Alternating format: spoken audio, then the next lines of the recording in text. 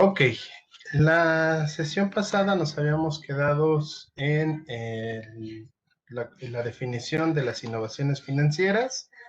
Retomando, les mencionaba que las innovaciones financieras, pues, contrario a lo que se pudiera llegar a pensar, muchas de ellas realmente surgen con la intención de evadir, regulaciones impuestas por el gobierno, ¿no? Estas innovaciones, pues por lo general dañan más la salud de un sistema financiero porque por lo general consisten en contrarrestar los efectos de la propia política monetaria que emiten los gobiernos a través de sus bancos centrales, ¿no? Les mencionaba también que la última innovación financiera que registra la bibliografía, bueno, las bibliografías en general actuales, es aquello que se conoce como financiarización. También les mencionaba que es probable que ustedes encuentren a lo mejor cierta bibliografía. Esto es importante. Permítanme, por favor. ¿Cuál es la contraseña de clase? Ok, les comentaba entonces que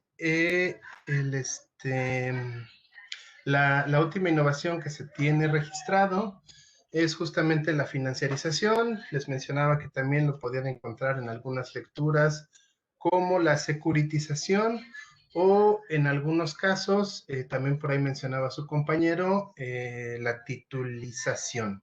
¿Sí?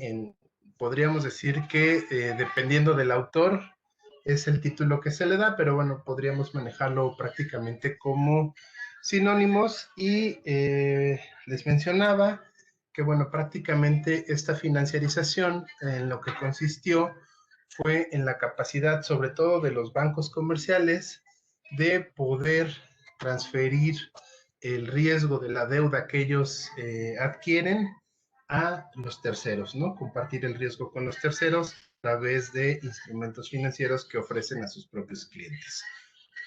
Obviamente esto, bueno, pues también va a implicar un daño a la salud del propio sistema financiero. Ok. Eh, Vamos a ver entonces ahora qué son los mercados financieros o qué es lo que se considera como un mercado financiero. Nos dice que estos lugares es donde los fondos se van a transferir de manera directa de quienes tienen fondos disponibles en exceso hacia quienes los necesitan. ¿Sale? Tenemos que estos pueden ser importantes en la canalización directa de fondos de quienes no le dan un uso productivo a quienes sí se los dan.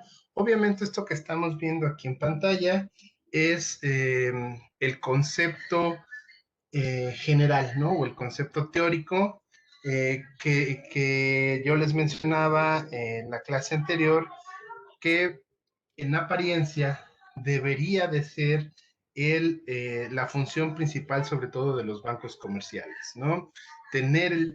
Obtener los recursos de aquellos que tienen en exceso, que lo tienen ahorrado, que prefieren invertirlo en inversiones, valga la redundancia, de bajo riesgo, como podría ser un pagaré, como podrían ser ciertos papeles de gobierno, y con esas inversiones que hacen, o más bien con esos ahorros que hacen los clientes en los bancos, podérselo otorgar sobre todo a proyectos productivos. Se supone teóricamente que así es como deberían de funcionar los bancos y su razón de ser, ¿no? Ya más adelante veremos qué modificaciones se han dado a lo largo de la evolución del propio sistema financiero. Ok, nos menciona el autor que existen tres principales mercados financieros. Primeramente, nos menciona que existe lo que se conoce como el mercado de bonos y nos dice que es donde se van a determinar las tasas de interés. Ok, antes de avanzar, yo les pregunto a ustedes, porque no sé si lo conozcan y si no ahorita lo vemos rápidamente. Primero, ¿qué tasas de interés serían las que está hablando el autor? Los escucho. Y en segundo, bueno, ¿por qué creen que ahí es donde se determinaría en un mercado de bonos? Los escucho. Profe, ¿no sería la tasa de interés de referencia? Profe, A la tasa de interés de referencia. sí. A ver, explícame un poco más. Bueno, es que yo recuerdo que era la tasa de interés de referencia y la interbancaria, que era donde el banco central, dependiendo de mm,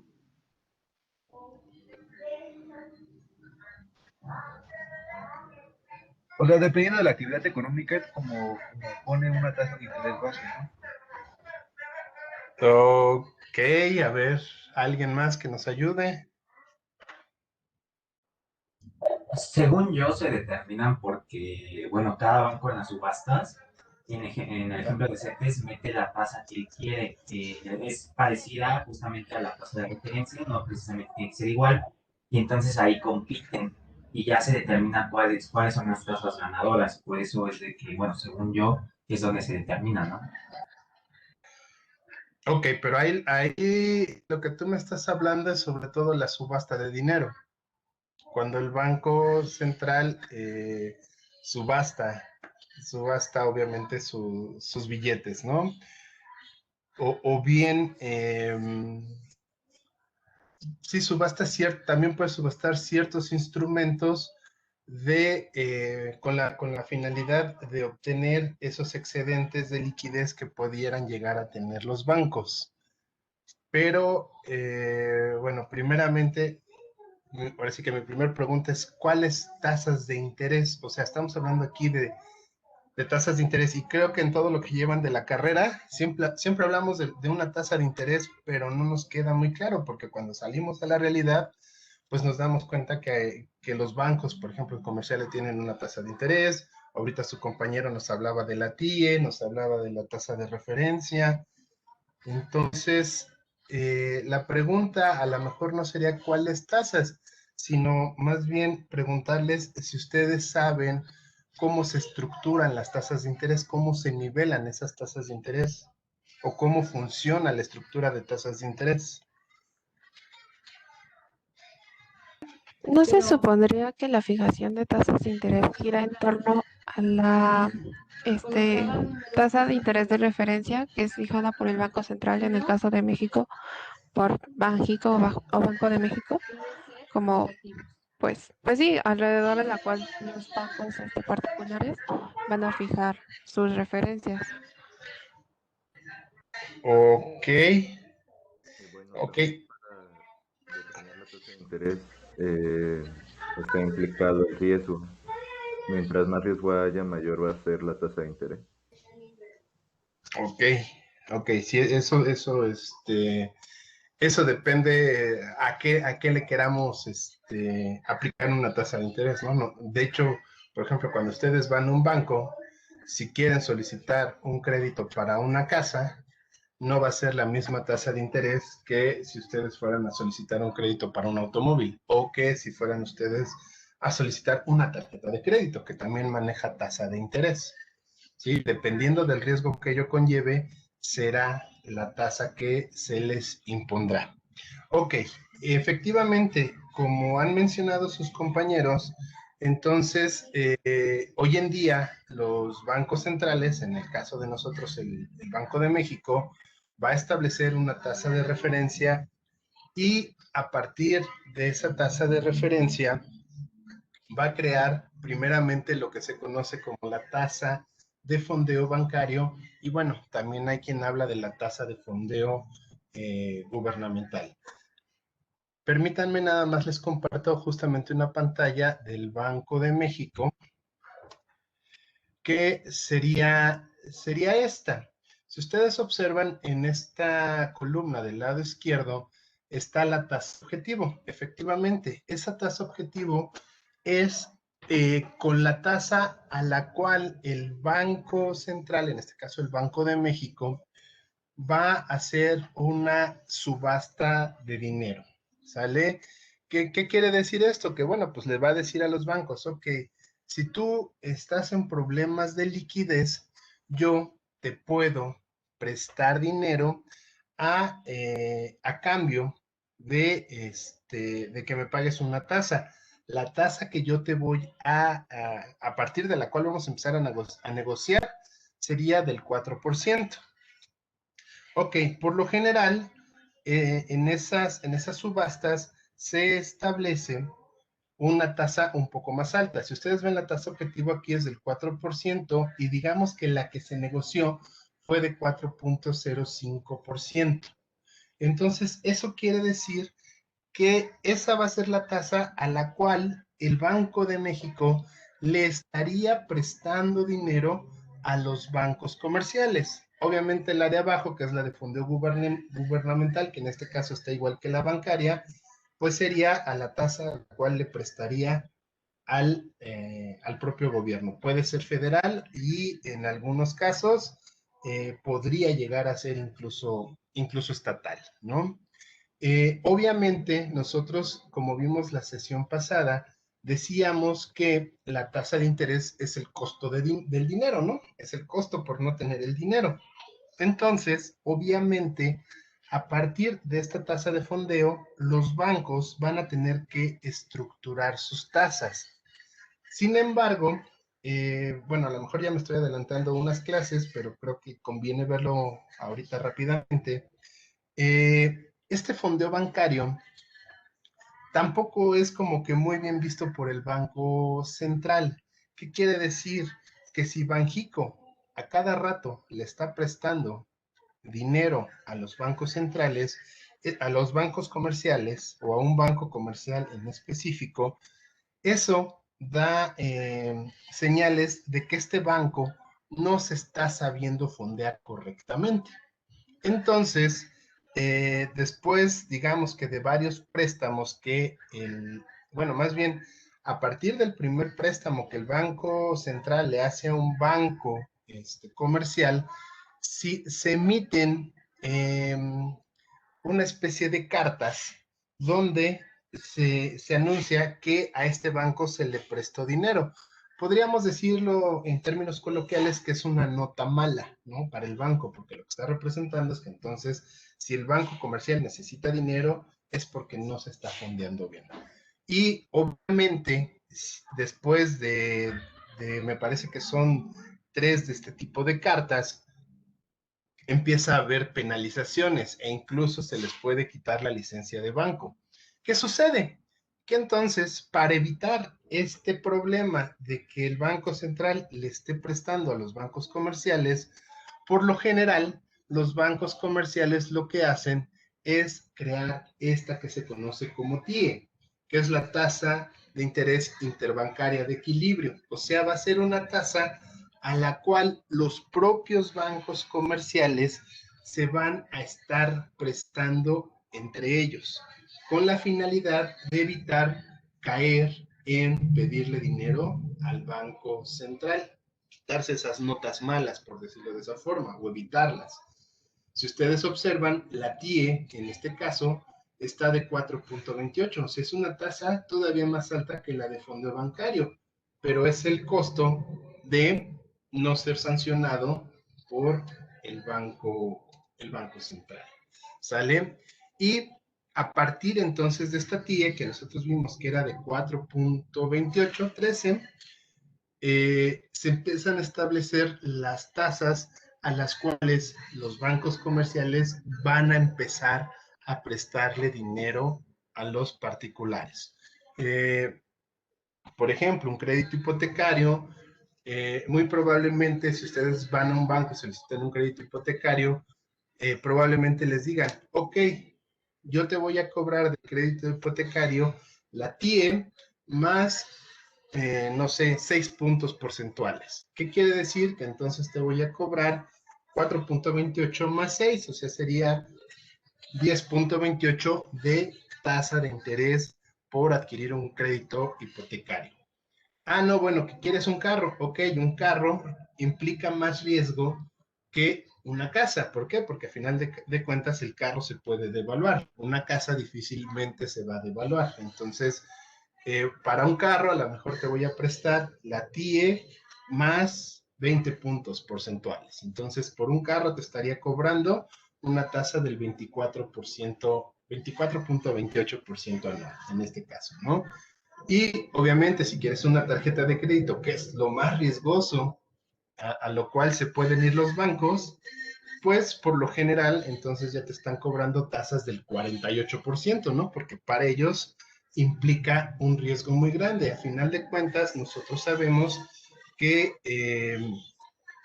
que, que, que tú, si estás mal con las tarjetas de crédito, el banco no puede hacer mucho para recuperar esa inversión que hizo en ti. Entonces tú te puedes ir al buró de crédito y bueno, tienes notas malas y todo, pero a final de cuentas puedes negarte hasta cierto punto de pagar la deuda que tienes con el banco. Por eso ese riesgo implica tasas de interés del 48 hasta del 60 y tantos por ciento, ¿no? Obviamente también en contraparte, eso después empieza a ser más atractivo, obviamente, pues para los bancos, ¿no? Es mejor cobrar una tasa del 60% que tratar de estar cobrando tasas a lo mejor del 10%. Resultan más redituables, aunque impliquen más riesgo. ¿Sí? Eso sería la estructura de tasas de interés. Y del otro lado, del lado derecho, tenemos los CETES y los bonos. O sea, esos van a ser instrumentos que el gobierno va a pagar a cambio de recoger liquidez o de financiar infraestructura. La tasa que nosotros tenemos de referencia en cuanto a instrumentos financieros sería el 7, en este caso a 27 días, y nos dice que es de 4.06. O sea, si ustedes quieren invertir en el instrumento más seguro de México, tendría que ser invertir a CETES a 27 días con una tasa de interés anual del 4.06. Y a partir de ahí, todos los instrumentos financieros que se creen, derivados, etcétera, etcétera, tendrían que tener tasas más altas. ¿Por qué? Porque implicarían mayor riesgo. Ok, ya resolvimos la parte de tasas de interés. ¿Dudas ahorita con la estructura de las tasas de interés? ¿Sí quedó claro? No. Profesor, yo tengo una duda. Ok. En algún Sí. texto de el que estaban hablando de la crisis argentina, vi que habla de tasas spot cuando hablaban de sus bonos. ¿Qué es una tasa spot? Una tasa spot. Bueno, no sé cómo lo estén manejando Argentina. Te lo investigo. Realmente desconozco bien cómo lo estén manejando. Pero aquí en México se utiliza el tipo de cambio spot, que supongo que ha de ir más o menos por ahí.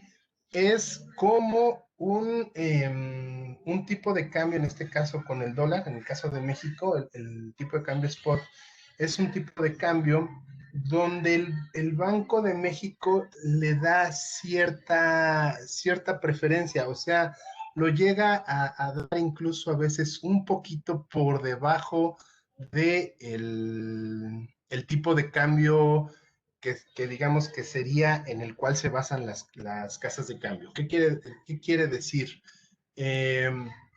A lo mejor el Banco de México nos dice que hoy el tipo de cambio está a 20 pesos con 50 centavos.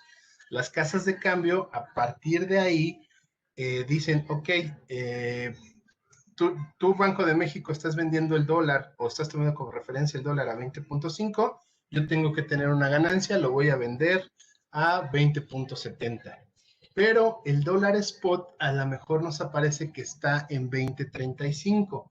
Ese dólar spot, sobre todo, va a ser cuando el Banco de México, por lo general aquí lo hace para el gobierno, le presta o le vende dólares al gobierno a una tasa más baja. O muchas veces hay ciertos planes y programas, por ejemplo, de importación para apoyo a las empresas, y el Banco de México les va a dar los dólares a ese precio preferencial. pero están destinados exclusivamente a la compra, por ejemplo, de maquinaria, que va obviamente del extranjero, ¿no? Entonces, digamos que son como que un tipo de cambio preferencial, pero obviamente no aplica para todo el público, sino para ciertos puntos. Yo entiendo que esa tasa spot en Argentina debe ser una tasa preferencial justamente para ciertos rubros. Pero bueno, lo voy a investigar y en cuanto tenga una respuesta, con mucho gusto se las comparto a todos. Ok, muchas gracias, profesor. Sale. Ok, bueno, entonces ya vimos cómo se determinan las tasas de interés. Bueno, más bien cómo se nivelan y se estructuran. Pero aquí nos está diciendo que el mercado de bonos es el que va a determinar las tasas de interés. Yo tengo más bien yo pienso, a título personal, que la relación es inversa. Pero bueno, vamos a ver de dónde viene. Mucha literatura lo que nos dice solamente es que la tasa de interés que se ofrece en un instrumento financiero, sobre todo en instrumentos financieros emitidos por bancos comerciales, van a tener una relación inversa con el precio de los bonos, pero muchas veces no nos explican cómo está ese asunto. Aquí tengo un Excelito con un ejemplo, voy a hacerlo un poquito más grande, y probablemente muchos de ustedes en evaluación de proyectos, ya llevaron evaluación de proyectos, ¿no? Sí, Sí, efectivamente. el semestre pasado. Ok. Vieron algo que se llama la TIR, la tasa interna de retorno, que es una tasa que se calcula por aproximación. ¿Sí o no? Sí, profesor. Ok, bueno, en el caso de los bonos aplica la misma lógica. Obviamente no estamos aplicando una TIR, pero sí estamos aplicando la misma lógica. ¿En qué consiste? Vamos a suponer que se emitió un bono de 1,000,000 de pesos y ese bono va a estar pagando una tasa cupón anual del 9%. El bono va a durar 4 años, pero vamos a suponer que yo compré ese bono hoy y ya no lo quiero, ya no me voy a esperar 4 años a que quien emitió el bono me pague este 1,050,000 pesos al final del cuarto año. ¿Qué puedo hacer? Lo que puedo hacer es ver cuál sería la tasa de mercado a la cual yo debería de vender ese bono. Quiere decir que, por ejemplo, si este bono va a ser para 9 años y aplico la misma fórmula de la TIR, quiere decir entonces que la tasa de mercado en ese momento es del 7.5. O sea que yo tendría ahí que hacer un comparativo de rentabilidad y comparar justamente esa tasa del bono versus la tasa de un CETE. En este caso, suponiendo este caso hipotético, los CETES están a 4.06. Entonces, la tasa del mercado del bono es realmente más alta. Redituablemente me convendría más tener el bono o tratar de vender el bono buscando yo obtener una tasa que al menos fuera del 7.5. ¿Qué notamos? Si la tasa del mercado empieza a subir, como está en este caso 2, y yo quisiera vender este mismo bono, o sea, vamos a decir, duraba 4 años, pero ya cobré yo el primer año y lo quiero vender 3 años a ese bono. ¿Por qué? Porque yo ya cobré el primer cupón.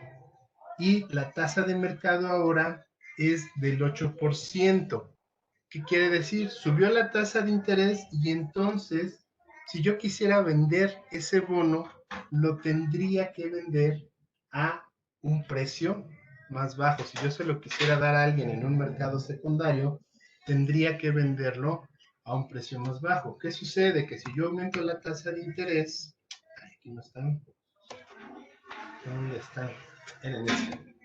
Si yo aumento la tasa de interés, por ejemplo, a 9, el precio del bono va a ir disminuyendo. Quiere decir entonces que si los CETES, que son mi tasa de referencia, suben de precio, el precio del bono al que yo lo tendría que vender tendría que ir disminuyendo, ¿no? Se supone que la tasa comparativa ahora fuera del 10, entonces el bono yo lo tendría que vender en 968,000 pesos para poder compensar esa diferencia en el mercado. Regresando a este tema, lo que el autor nos quiere decir es lo contrario. El autor dice que más bien el precio de los bonos en los mercados secundarios son los que van a establecer la tasa de interés que va a tener que ofrecer el Banco Central. Yo digo que no, que es más bien al revés, que el Banco Central es el que establece la tasa y a partir de la tasa que ofrece el Banco Central es el precio de los bonos. Pero bueno, eso ahí lo dejo a su consideración. ¿Sale? ¿Dudas? Por ahora. No, profe. Ok. Ok. Otro mercado financiero entonces que tendríamos sería el mercado accionario, que bueno, es prácticamente la bolsa de valores y es donde se van a comerciar los derechos de las ganancias de las empresas, ¿no? Nosotros sabemos que cuando una empresa, sobre todo cuando ya una empresa empieza a cotizar en bolsa, el valor de la empresa ya deja de ser el valor contable, el valor que nosotros pudimos haber visto en nuestras clases de análisis de estados financieros. ¿Por qué? Porque ya cuando una empresa cotiza sus acciones en bolsa, realmente el valor de la empresa va a estar destinado a las fuerzas del mercado, a la oferta y a la demanda. Y entonces, por ejemplo, Amazon. Amazon ahorita es una empresa muy atractiva para invertir y cada vez hay más gente que quiere tener acciones de Amazon. Entonces, obviamente, al ser la acción un bien limitado, pues lo tendrías que estar comprando en mercados secundarios. Bueno, antes de continuar, ¿saben cuál es la diferencia entre un mercado secundario y un mercado primario en el caso de las acciones? No, profe. Casualidad, No, profe. ¿no sería que en el mercado secundario, por así decirlo, alguien adquiere acciones o activos financieros en un mercado primario y ya después como que revende o hace derivados y otro tipo de portafolios para minimizar su riesgo? Ok, bueno, ya te me perdiste un poquito, pero sí va más o menos por ahí la idea. Ok, así de manera muy sencilla. Bueno, alguien quiere... El mercado primario es cuando las empresas, por así decirlo, emiten estas acciones por primera vez y se comercializan con inversores a través de intermediarios financieros. El mercado secundario ya la empresa no participa como tal y nada más se negocian estas acciones entre diferentes personas. Exactamente.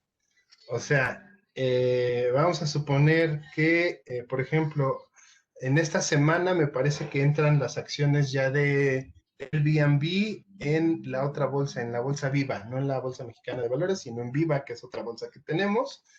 Y esas acciones, obviamente, como Viva apenas va a emitir una primera serie de acciones, la va a hacer a través de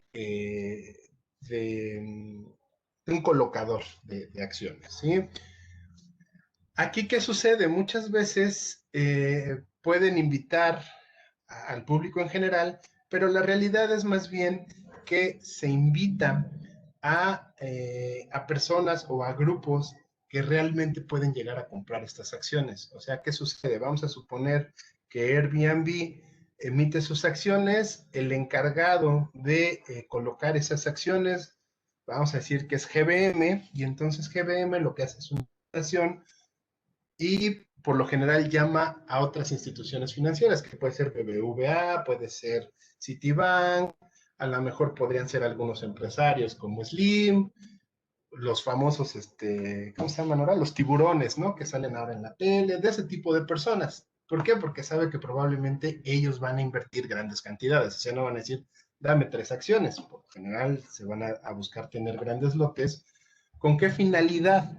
Mucha de esa finalidad es justamente que cuando ellos ya poseen las acciones, entonces, ahora sí, en lo que se llama mercado secundario o mercado de segundo piso, estas personas o estos grupos que adquirieron las acciones las revenden, obviamente buscando que sea a precios más altos. Y ahí sí ya la mayoría del público puede acceder a esa compra de acciones.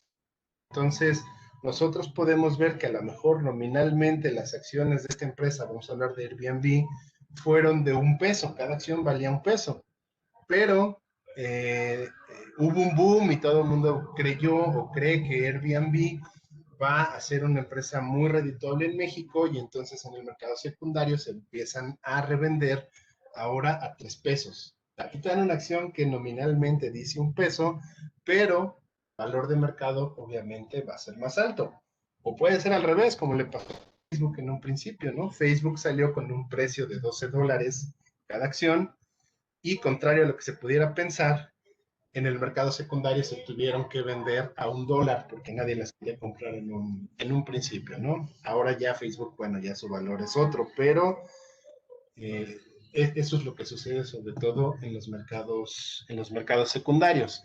El mercado de derivados es aparte, ¿sale? Ese por lo general aquí en México tenemos el MEXDER, que bueno, no ha funcionado como se quisiera, pero ese es otro mercado alterno, por decirlo de esa manera. ¿Sí quedó claro entonces? Sí. Sí, profe. Ok, entonces, bueno, este mercado accionario, obviamente, sobre todo en el mercado secundario, que es donde el público puede estar comprando y vendiendo acciones durante todo el día, que es lo que hacen los brokers o corredores de bolsa, pues eso va haciendo que las empresas vayan incrementando o disminuyendo su valor. Eso también muchas veces genera problemas financieros, obviamente, para las empresas, ¿no? Digo, si te tocó estar en una empresa o ser dueño de una empresa creciente, bueno, pues como ahorita lo es Amazon, pues no tienes problemas, ¿no? Pero, por ejemplo, en el caso de las aerolíneas, dada la situación por la que estamos viviendo de pandemia, pues ahorita las aerolíneas hemos visto que incluso Interjet ya quebró, ¿no? Y que Aeroméxico está a 2 pasos de lo mismo. ¿Por qué? Pues porque obviamente nadie quiere acciones de Aeroméxico, bueno, nadie quiere en general acciones de aerolíneas, porque ahorita no representan un buen negocio, ¿no? Y eso pues también afecta el valor de la propia empresa.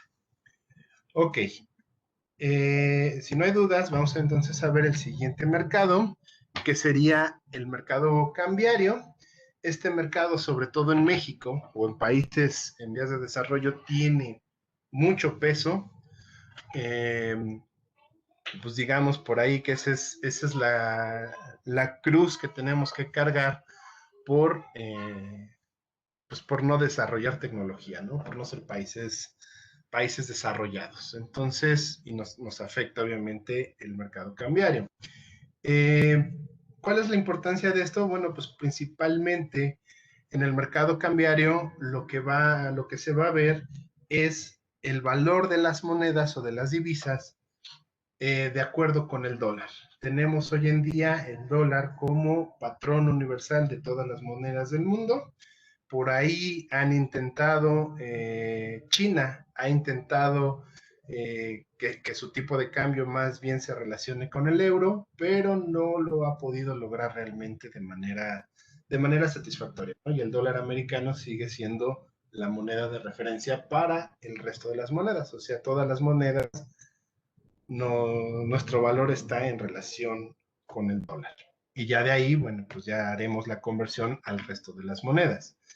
Teóricamente, nos dice que en el mercado cambiario, si nuestra moneda se encuentra apreciada, entonces, pues van a aumentar las importaciones, ¿no? Quiere decir que para nosotros las importaciones serían más baratas y estaríamos más motivados a importar. Y por lo tanto, si nuestra moneda se deprecia, entonces, pues eso va a hacer que los bienes del extranjero se vuelvan caros y entonces nosotros prefiramos, ya no nos quedaría de otra, tendríamos que preferir por los bienes locales, que obviamente tendrían que ser más baratos, pero las exportaciones crecerían cuando nosotros estamos devaluados o cuando estamos más bien depreciados y nuestras exportaciones disminuirían cuando nosotros tuviéramos una moneda apreciada. Eso es lo que nos dice la teoría, aunque en casos como el nuestro no aplica al 100%. ¿Por qué? Bueno, no sé. ¿Quieren verlo ahorita? Lo vemos más adelante. Lo dejamos ahorita nada más como cuestión teórica. De Como usted. momento, ¿No creo que puedes verlo podemos ahorita? esperar. De momento lo dejamos así y ya después vemos por qué no ocurre tan como nos lo dice la teoría. ¿Sale? Vamos a tomarlo como una verdad del libro. Ok. Entonces, bueno, conclusiones, tenemos que el dinero parece ejercer una gran influencia sobre la inflación, los ciclos económicos y las tasas de interés. Si hay mucho dinero, pues ahí es probable que crezca la inflación y bueno, pues también eso va a afectar obviamente los ciclos económicos y también la tasa de interés. Nosotros entonces entenderíamos que se estaría utilizando como un instrumento de política monetaria justamente para estar controlando la cantidad de dinero. Si la tasa de interés sube, pues va a ser más atractivo ahorrar y entonces menos gente va a querer tener dinero en su poder, ¿no? Si la tasa de interés es muy baja, pues ocurre lo contrario. La gente va a querer tener dinero para consumir o bien para invertir.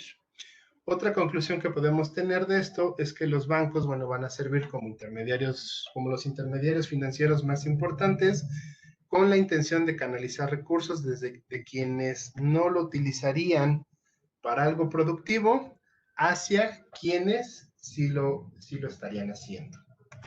Y las actividades en los mercados financieros van a tener efectos directos sobre la riqueza de las personas, sobre el comportamiento de las empresas y sobre la eficiencia de la economía.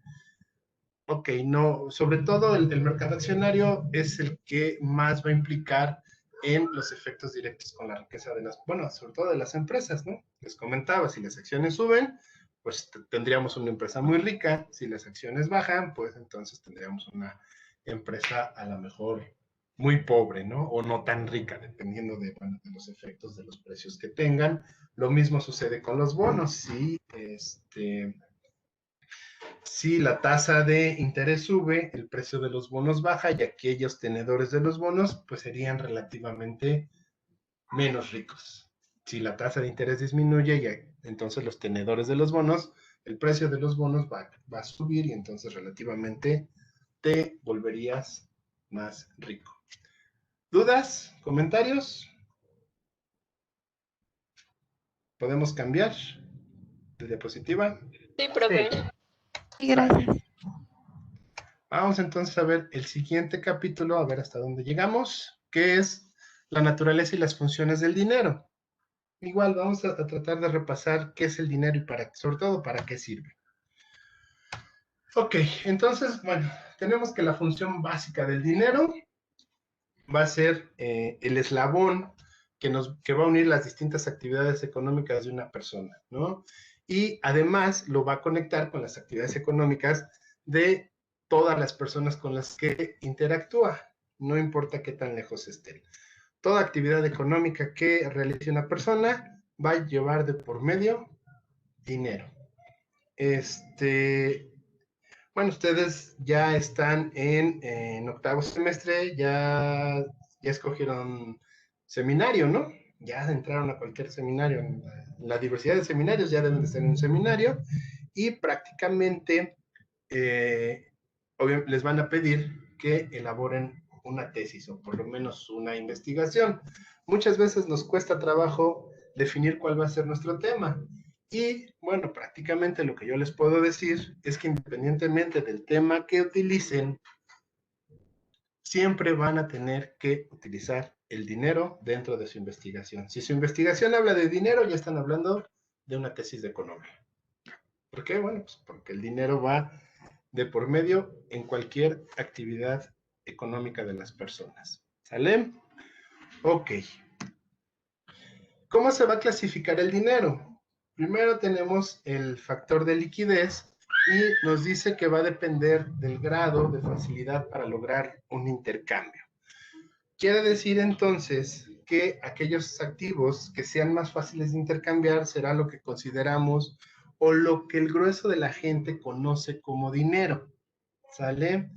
Y ese dinero nos va a servir para adquirir activos ilíquidos. O sea, ya veníamos hablando desde un concepto incluso marxista de que el dinero era el medio de cambio universal el cual servía para adquirir el resto de los bienes y servicios que podían existir en una economía y que pues era prácticamente socialmente aceptable, ¿no? Entonces, pues prácticamente cualquier cosa que la mayoría de la gente aceptara podría ser considerado como dinero. Hoy en día, la gente, el común de la gente, considera el dinero en específico a lo que nosotros conocemos como el dinero de alto valor, que serían los billetes y monedas, ¿no? O sea, hoy en día si a ti te ofrecen un billete con que es del un peso, bueno, algún billete de pesos mexicanos, con gusto lo aceptas, ¿no? O una moneda, pues con gusto lo aceptas porque sabes que lo vas a poder utilizar al menos dentro del país. ¿Sale? Ya si te empiezan a ofrecer otro tipo de medios de pago, pues ya empieza a verse más complicado el asunto. Ok. Bueno, como les mencionaba, se considera como lo más líquido a los billetes y monedas que emite el Banco Central e incluso, dependiendo de la metodología de la que se esté hablando, se considera también como una representación de dinero muy líquida aquellos depósitos de ahorro que se tienen, sobre todo los que están, ¿cómo se dice?, eslabonados con una cuenta de cheques. O sea, quiere decir que lo más líquido que puede existir en una economía y lo más aceptable que puede existir en una economía son los billetes y monedas, y también podríamos considerar hasta cierto punto un cheque al portador, por ejemplo, ¿no? O un cheque que pudiera endosarse.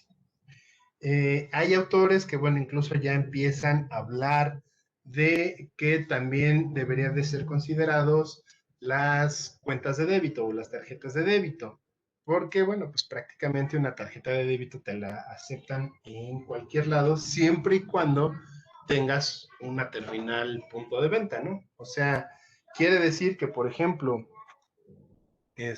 a lo mejor en una sociedad como en Islandia, pues la tarjeta de crédito y la tarjeta de débito también son considerados como dinero líquido, porque prácticamente ahí todo el mundo carga con una terminal punto de venta. Aquí en México el símil que tenemos es eso que se conoce, que se llama Clip, ¿no? Bueno, hay varios tipos, pero Clip es una de ellas que se puede utilizar para recibir pagos con tarjeta, ¿no? O cuestiones ya más modernas, tal vez podrían ser ciertas aplicaciones de teléfono móvil. ¿Dudas? No. No. No, Ok. profe. ¿Qué pasó? A ver, hay dos. Primero la chica y luego su compañero. Díganos. Ah, no, decía que no hay dudas, profe. Ah, no hay dudas. Ok. Entonces ya no hay dudas. ¿Del otro compañero? Es que no me aparecen sus nombres, por eso no les puedo llamar por su nombre, discúlpenme. Ok, bueno, entonces vamos a ver cuál es la definición del dinero.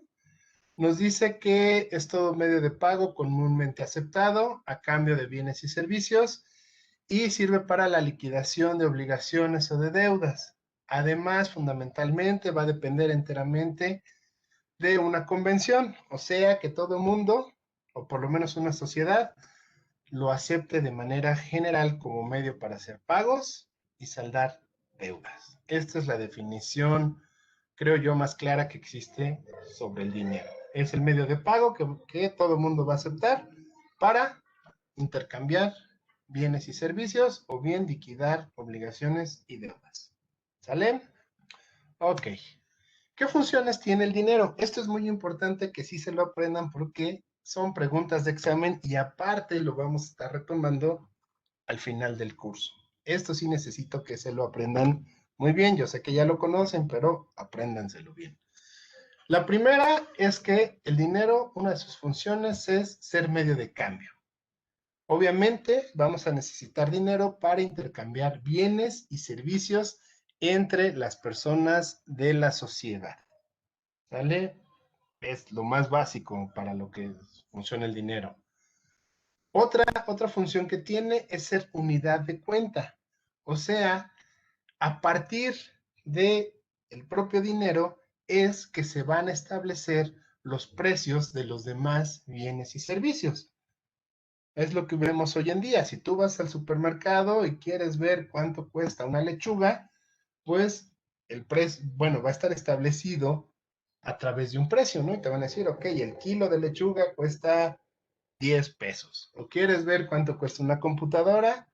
Ah, bueno, quieres adquirir la computadora, te cuesta 10,975 pesos, ¿sale? Y todo lo que tú estés buscando, quieres vender algo, tienes que ponerle un precio. Entonces, bueno, pues el dinero, a final de cuentas, es la unidad de cuenta que va a servir para establecer el precio de los demás bienes y servicios. Ok. Siguiente función, depósito de valor. Nos dice que una de sus funciones es que es posible que puedas realizar pagos al futuro con el dinero. Quiere decir que, por ejemplo, tú tienes la facilidad de ahorrar hoy para poder utilizar tu dinero en un futuro, mañana, dentro de un año, dentro de 5 años, etcétera, etcétera. Esta función ha sido criticada obviamente por por estudiosos de países en desarrollo, porque dicen, bueno, pero en el futuro el dinero va perdiendo su valor porque tenemos el problema de la inflación, ¿no? O sea, a lo mejor si fuéramos ingleses, si fuéramos canadienses, si fuéramos estadounidenses, pues efectivamente, ¿no? Difícilmente va a cambiar el precio de algún bien o servicio, o si cambia va a ser menor.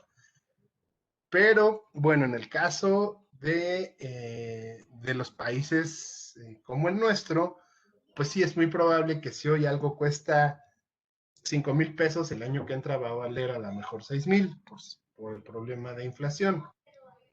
Sin embargo, bueno, eso no le va a quitar que de todos modos sea un depósito de valor.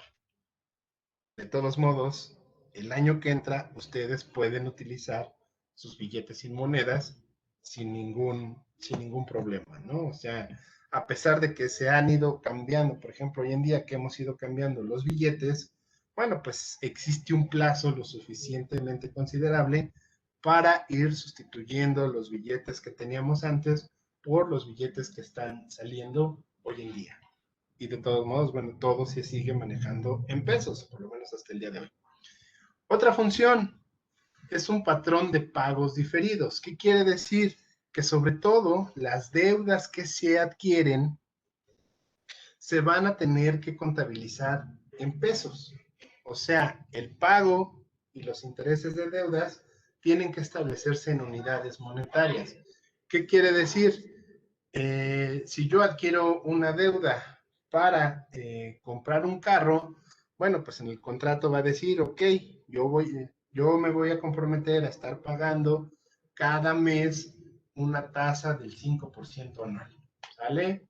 y ya está establecido, que obviamente el 5% lo tendría yo que establecer en pesos de acuerdo con el valor del préstamo. Ya diría, bueno, ese 5% a lo mejor son 3,000 pesos, ¿no? Pero está establecido obviamente en unidades de dinero. No digo voy a pagar 3 vacas por ello, ni voy a pagar 7 manzanas. Digo, voy a pagar tantos pesos. Ok. ¿Qué formas? Ahora vamos a ver qué formas tiene el dinero. Ramírez Solano nos habla que existen 3 formas del dinero. Primero, lo que él considera el dinero mercancía, y digamos que es la forma más primitiva del dinero. Es cuando empezó a surgir el dinero y, bueno, pues prácticamente este dinero mercancía poseía un valor intrínseco.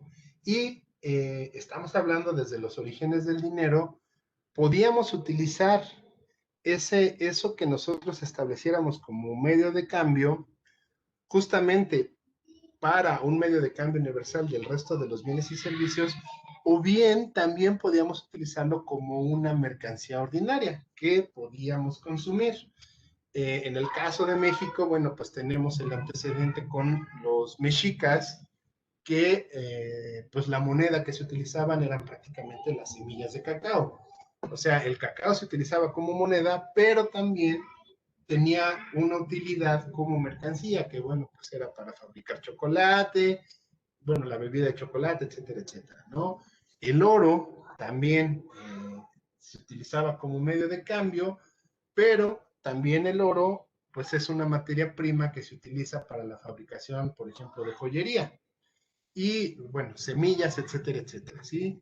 El dinero mercancía, entonces, les repito, es la forma más primitiva del dinero y tiene un valor intrínseco. Posteriormente surge lo que se conoce como el dinero signo. Ese dinero signo va a lo que ahora nosotros conoceríamos como el dinero fiduciario que hoy en día utilizamos. ¿Por qué? Porque va a tener un valor mayor a el material con el que está producido.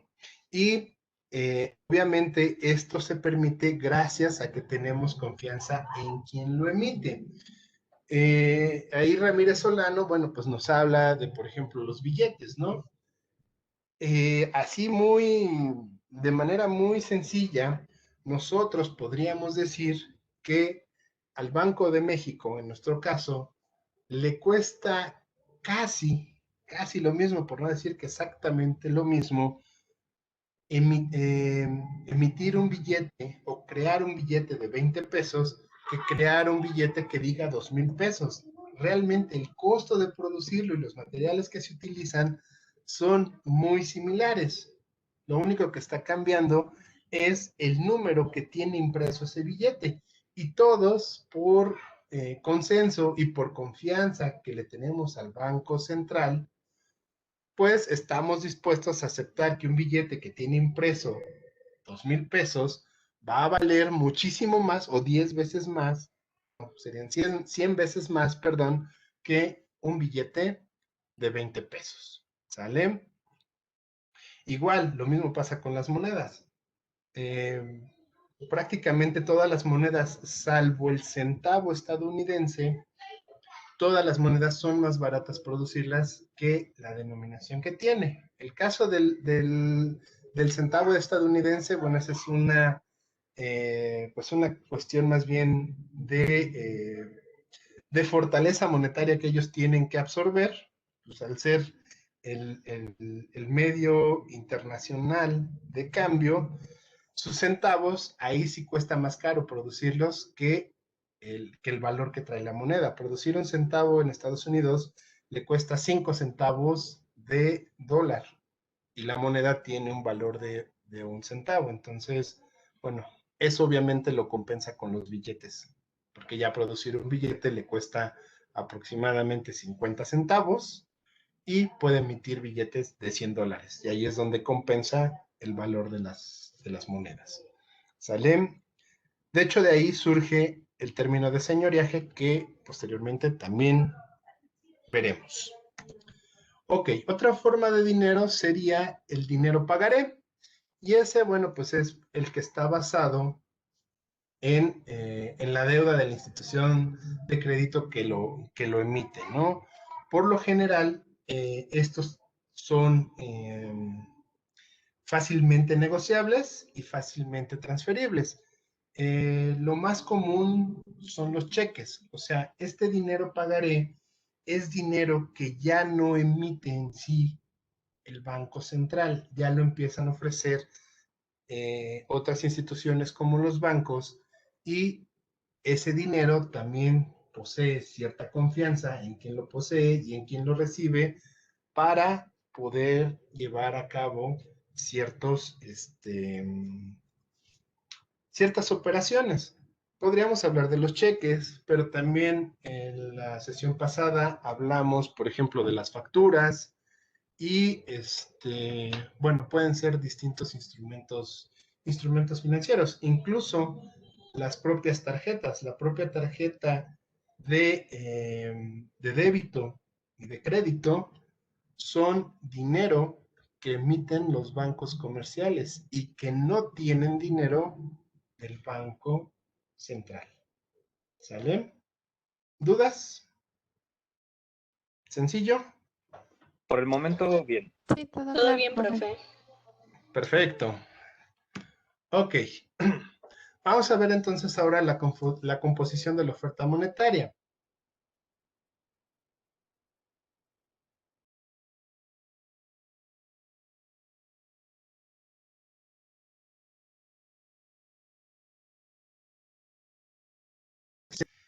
Que, bueno, México, pues es uno de los principales productores de plata en el mundo, el segundo, tengo entendido. Entonces, obviamente, México necesitaba muchas cosas del extranjero. Estamos hablando, pues, desde que se conforma como nación, acabando la independencia de México, hasta prácticamente el gobierno de Porfirio Díaz, y todavía con los gobiernos que surgen dentro de la Revolución Mexicana, pues se sigue utilizando el dinero mercancía porque no hay, en primera, no hay instituciones fuertes que brinden confianza como para generar dinero fiduciario, y en segunda, bueno, pues porque la gente necesita ese valor intrínseco, necesitaba ese valor intrínseco, ¿no? Sobre todo, por ejemplo, en época de Porfirio Díaz, se emiten muchos pesos hechos de plata que dicen que hoy en día esos pesos de plata siguen circulando en tribus y naciones en África. ¿Por qué? Bueno, pues porque se utilizan como medio de cambio en estas sociedades, ¿no? A final de cuentas, la plata es bien recibida, pues prácticamente en todo el mundo. Y México lo utiliza, Porfirio Díaz lo utiliza, sobre todo cuando trae la idea de modernizar en ese tiempo a México, ¿no? Entonces, cuando él buscaba modernizar a México siendo una copia de Francia, pues obviamente los franceses le iban a mandar sus productos, pero a cambio de monedas de plata, no iban a aceptar, obviamente, algún otro tipo de moneda, ¿no? Cuando llega la revolución, bueno, pues ahí obviamente la gente lo que hace es atesorar sus monedas de oro y plata. ¿Por qué? Pues porque un día estaba un gobierno, al otro día estaba otro, y otro día estaba otro, y bueno, durante la Revolución Mexicana hubo mucha desestabilización, y la gente realmente lo que hizo fue atesorar, porque sabían que a pesar de cuentas era oro y plata que a posteridad podrían llegar a utilizar, ¿no? Carranza fue uno de los presidentes en México que impulsó a la fuerza el dinero fiduciario y creó sus propios billetes y monedas. Pero bueno, esos billetes y monedas funcionaron únicamente durante el gobierno de Carranza. Cuando Carranza sale del poder, o lo sacan más bien a balazos del poder, pues en ese momento el dinero pierde toda validez, ¿no? Todos los billetes y monedas que se habían generado con Carranza, pues dejan de tener valor, y es hasta que ya existe el Banco de México, que se funda en el 25, que ya ahora sí los gobiernos institucionales que le siguen determinan que ya es posible crear dinero hecho por el propio Banco de México y se elimina entonces el dinero mercancía. Deja de circular el dinero de plata y el dinero de oro. Ok. Nos van a decir entonces también que esta oferta monetaria, el medio circulante se va a conformar en gran medida sobre todo por los depósitos a la vista transferibles. Quiere decir que de entonces hay más dinero emitido por cheques o por instrumentos financieros creados o más bien por medios de pago.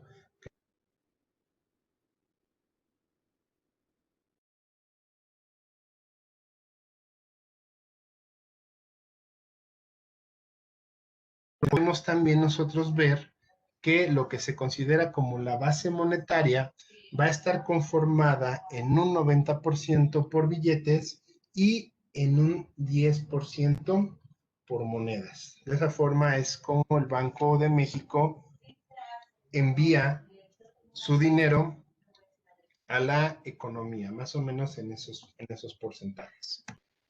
Ok, aquí tenemos un ejercicio de cómo está o estaba en el 99, que es cuando se hace esta lectura de plano, cómo estaba la composición de la oferta monetaria. Entonces, prácticamente el 33%, perdón, de la oferta monetaria correspondía a billetes y monedas emitidos por el Banco de México, y el 66.39, o sea, la inmensa mayoría, correspondía a los depósitos en cuentas de cheques que tenían tanto la banca comercial como la banca de desarrollo. Incluso, bueno, tenemos aquí una parte muy pequeña que corresponde a cuentas de cheques en moneda extranjera, que hoy en día utilizan de manera restringida algunas empresas para emitir cheques ya sea en dólares o en euros, sobre todo para cuestiones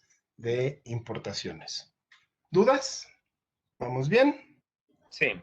Todo bien. Ok. Vamos entonces a ver ahora el marco histórico mexicano. Vamos a ver qué ha pasado con el dinero en México. En el 31 se suspende la acuñación de monedas de oro y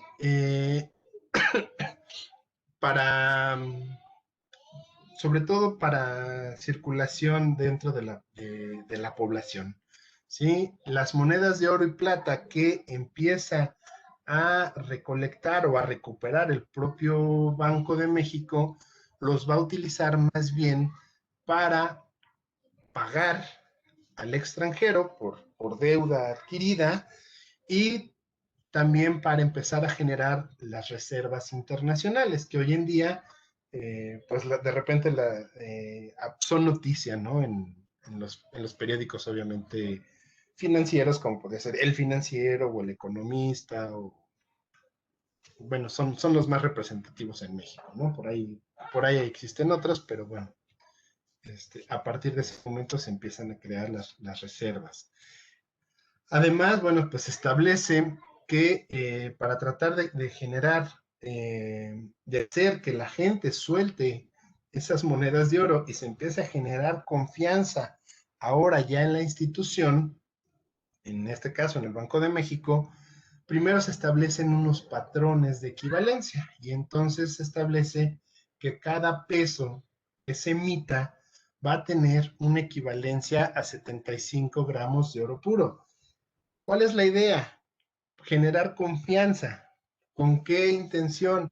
Con la intención de que poco a poco la gente, al tener confianza en los pesos, empiece a utilizar los pesos, se empiece a deshacer de esas reservas de oro y plata que mantenían desde la época de la Revolución o incluso desde antes, y tenga en mente que en dado caso podría en un hipotético caso, llegar con esos pesos que posee y cambiarlos por oro, ¿no? Eso es lo que se establece, pero obviamente apostándole a que la gente nunca va a hacerlo, ¿no? Bueno, ya vimos que en el 36 ya se suprime la equivalencia que tenía el oro con el peso, o sea, en 5 años ya se le quita esta equivalencia y el Banco de México empieza a tener un tope en la emisión de billetes, o sea, se dan cuenta que no es tan fácil estar emitiendo billetes así nada más, porque sí, y ancla su emisión de billetes a las reservas monetarias que pueden ser en divisas propias y en, por ejemplo, en metales o incluso en joyas, como podrían ser diamantes, y dependiendo de las reservas monetarias que se tienen, entonces, que esos serían sus activos, entonces emite pasivos como billetes y monedas, ¿sale? O sea, ya empieza a anclar la oferta monetaria. Para 1982 ya se empieza a implantar el control de cambios con la intención de contener el tipo de cambio. Sucede que nosotros hasta el 82 nos damos cuenta que el tipo de cambio nos afecta considerablemente en toda nuestra planeación y en todo nuestro sistema económico, no solo el financiero, sino todo el económico. ¿Por qué? Porque los presidentes en turno siempre establecían un tipo de cambio fijo. ¿Qué es lo que sucedía? Vamos a suponer que llegaba el presidente y decía, ok, el tipo de cambio hoy va a estar a, no sé, a 5 pesos con respecto al dólar. Y durante todo el sexenio, el tipo de cambio se mantenía en 5 pesos. Obviamente, esperaban a que pasaran las elecciones para el siguiente presidente. Por lo general, todos los presidentes siempre han tratado de dejar a un, ¿cómo decirlo? Pues a un amigo, ¿no? Pero más que un amigo, a una persona que puedan controlar. Eso siempre ha sido la idea de cualquier presidente, por lo menos en México, y a final de cuentas nunca les ha resultado, porque el que queda, ya cuando llega, por lo general pierde la amistad con el que estuvo anteriormente, ¿no? Entonces, ¿qué sucedía? Llegaba el presidente, establecía su tipo de cambio, pasaba su sexenio, y ya cuando eran las elecciones, en julio, por decirlo, y se veía que otra vez había quedado el PRI, en ese momento se preparaba todo para que justamente en el informe de gobierno se avisara que pues ya no era posible sostener el tipo de cambio a 5 pesos, pero bueno, ya habían asegurado la presidencia, la continuidad, ¿no? Y entonces se establecía que ajustando el tipo de cambio ya no sería de 5 pesos, ya sería de 10. Y bueno, venían las grandes crisis, ¿no? Llegaba el siguiente presidente, recibía el tipo de cambio a 10, podía quedarse en 10 o a lo mejor lo establecía en 11 y todo su sexenio quedaba fijo en 11. Pasaban las elecciones y ya cuando se iba en el informe de gobierno avisaba que creen que bueno, pues ya nos alcanzó la inflación y el tipo de cambio se va a ir a 20. Y así fuimos, ¿no? Así fuimos empezando a mantener hiperinflaciones. Obviamente, bueno, pues lo que a lo mejor sus padres, o si no sus padres, sus abuelos recuerdan mucho, pues es justamente la devaluación que existió con López Portillo, ¿no? Cuando dijo que iba a defender al peso como un perro, etcétera, etcétera, pues implicó lo mismo. Fue un efecto de mantener tipos de cambio fijos. ¿Qué sucede? Que ya a partir del 82 se empieza a buscar que ese tipo de cambio empiece a ser un poco más flexible. O sea, si bien seguía siendo fijo, iba teniendo ajustes graduales con la finalidad de hacer menos fuerte el efecto de tipo de cambio. ¿Sale? ¿Dudas? Por ahora no. Ok. Ya en el 93, con Salinas de Gortari, bueno, ya saliendo Salinas de Gortari, obviamente todos los presidentes lo hacen al final, ¿no? Ya cuando ven que hay un riesgo, pues ya lo hacen al final y ya se lo dejan al que sigue. Entonces, Salinas de Gortari, cuando está a punto de salir, lo que hace es crear el nuevo peso, que prácticamente lo único que hizo fue quitarle 3 ceros, ¿no? En la época de inicios de los 90s y sobre todo en los 80s, pues estaba el chiste, ¿no? Entre la gente de decir que todos éramos millonarios. Pues ¿por qué? Pues porque teníamos un peso sumamente devaluado y obviamente la mayoría de los productos, bueno, ya productos caros como podría ser un automóvil, pues se cotizaba en millones, ¿no? Obviamente con Salinas, la única finalidad que se hizo para evitar estar manejando ya cifras tan grandes fue justamente la reducción o quitarle esos 3 ceros y poner los pesos que tenemos hoy en día, que en su momento fueron los llamados nuevos pesos. ¿Cómo podemos decirlo? Como aporte a la lectura, porque obviamente es una lectura, esta lectura se hace en los 90s, o este escrito se hace en los 90s. ¿Qué faltó poner ahí? Pues sobre todo, ya con la llegada de Ernesto Zedillo, que fue el sucesor de Salinas de Gortari, lo que se hizo fue mantener un tipo de cambio, pero ya libre, ya flotante. Y desde Zedillo hasta la fecha, nosotros manejamos tipos de cambio flotantes. ¿Por qué? Porque ahora nosotros, hoy podemos ver el tipo de cambio y el día de mañana ya fue otro. Incluso durante el día, el tipo de cambio varía, ¿no? O sea, más o menos tenemos un rango de movimiento, que eso es a lo que se dedica el Banco de México, entre otras cosas, a mantener el tipo de cambio dentro de esa banda. Pero el tipo de cambio se está moviendo. Lo que hacían los gobiernos anteriores es que podríamos decir que por decreto ellos establecían el tipo de cambio. Y eso a la larga generaba problemas financieros y económicos muy, muy grandes.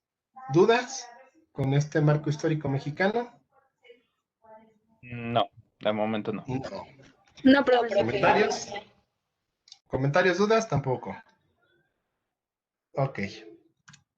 Bueno, vamos a ver entonces el sistema monetario y nos dice la lectura que este se va a componer prácticamente por 4 grupos, ¿no? O por 4 instituciones. La primera, bueno, pues es la Casa de Moneda, que va a representar al gobierno federal. La Casa de Moneda depende directamente del gobierno federal, aunque la emisión de la moneda que se hace va a depender de lo que le dicte, en el caso de nosotros, el Banco de México. ¿Sí? La Casa de Moneda, como su nombre lo dice, se va a dedicar únicamente a la acuñación de monedas.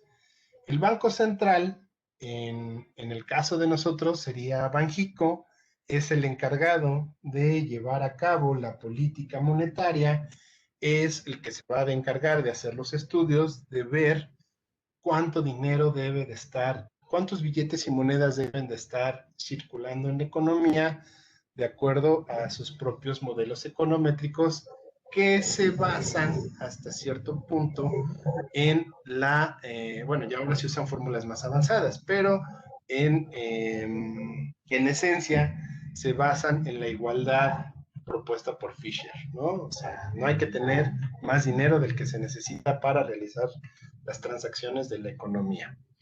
¿Quién más va a entrar en este sistema monetario? Bueno, el Banco Central además se va a encargar de la emisión de los billetes. ¿Quién más se va a encargar de entrar en este sistema monetario la banca múltiple, lo que sería la banca privada o los bancos comerciales, ¿no? Los que se anuncian comúnmente en internet, en la tele, etcétera, etcétera. Y en un cuarto lugar, pues es la banca de desarrollo que corresponde en México a instituciones públicas, ¿no? Existirán países donde existe banca de desarrollo privado, pero en el caso de nosotros solamente hay cinco instituciones y, y dependen del gobierno, ¿no? Entre ellas está la FINSA, el Banco del Bienestar, Banobras, y no recuerdo cuáles son las otras dos, pero bueno, son bancas más bien de crédito, uniones de crédito. La banca múltiple, pues son todos los bancos. Hoy en día existen 49 bancos en México, bancos comerciales, y bueno, pues prácticamente la mayoría de la riqueza está concentrada pues en 4 o 5 bancos, ¿no? Que son Santander, BBVA, Citibank, Banorte y Scotiabank. Y ya el resto de los bancos, bueno, pues ya son bancos muy locales o no tan, valga la redundancia, tan comerciales, ¿no? Como puede ser Deutsche Bank o el Banco de China, etcétera, etcétera, ¿no? O Banco de Volkswagen, por ejemplo. ¿Dudas? No. Ok. No. Todo este sistema monetario van a participar en el ciclo del dinero. ¿Y cómo funciona ese ciclo del dinero? Bueno, tenemos que primeramente los billetes y monedas nuevos van a ser enviados al Banco Central a través de la fábrica de billetes del Banco de México y a través de la Casa de Moneda van a llegar esos billetes y monedas al Banco Central, ellos lo van a centralizar y entonces el siguiente paso es que esos billetes y monedas nuevos los van a enviar a los bancos comerciales de acuerdo a las necesidades que tengan justamente estos bancos comerciales, así como también los bancos de desarrollo.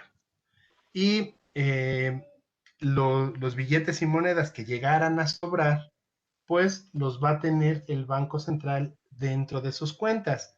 ¿Con qué finalidad? Con la finalidad de poderlos utilizar posteriormente, a lo mejor en subastas de dinero o cuando los billetes y monedas que estaban en circulación se empiezan a desgastar, pues los utiliza como canje, ¿no? O sea, nosotros sabemos que si tenemos billetes, sobre todo billetes desgastados, podemos recurrir a un banco comercial y en ese momento nos hacen el cambio por un billete en mejores condiciones, ¿no? Y todos esos billetes desgastados e incluso monedas se le mandan al Banco Central y el Banco Central en esas cuentas que él mismo posee los utiliza para sustituir aquellos que ya no sirven, ¿no? O que ya están muy deteriorados. El Banco Central, entonces, de todo ese dinero que le sobró y que recibió incluso de los bancos, va a revisar si es apto para volverlo a sacar en circulación. Si el dinero es apto, entonces lo va a mantener para tenerlo ahí almacenado y reintegrarlo a la economía cuando se requiera, ¿no? Habrá momentos donde se requiera más dinero y entonces, bueno, pues ya no va a necesitar emitirlo, ya no va a necesitar recurrir a la fábrica ni a la casa de moneda.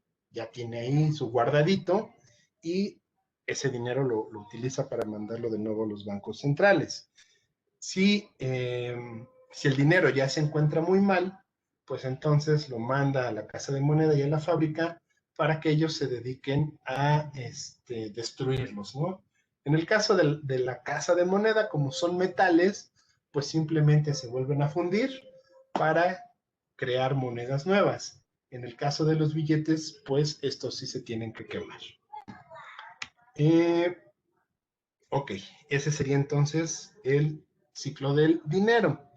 Ok, bueno, vamos a dejarlo aquí porque ya son 11:28 y la siguiente clase vemos los agregados monetarios, que pues lo vamos a ver más por cultura general que porque realmente se requiera. Ya en la siguiente clase les explicaré por qué.